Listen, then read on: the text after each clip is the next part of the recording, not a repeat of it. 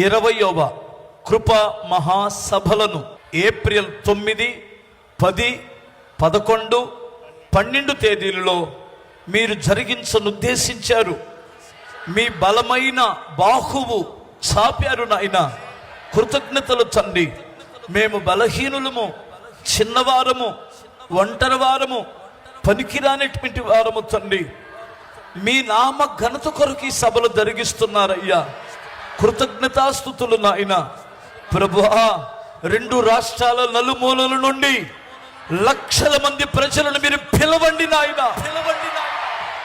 పిలువబడిన వారిని రక్షించండి, ఆశీర్వదించండి, స్వస్థత పరచండి. ఈ సభలలో ప్రజలు అద్భుతాలు చూడనివ్వండి. మహత్తరమైన కార్యాలు వారి కన్నులారా చూడనివ్వండి. మంచి వాతావరణమునివ్వండి ప్రభువా. ప్రజలను దీవించండి. ప్రజలకు శ్రేష్టమైన వర్తమానములు ఇవ్వండి.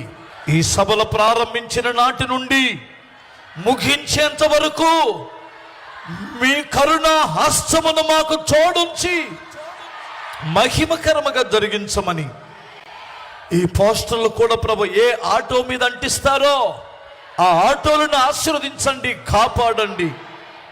ఏ వ్యక్తి పబ్లిసిటీ చేస్తారో వారిని మీరు ఆశీర్వదించండి.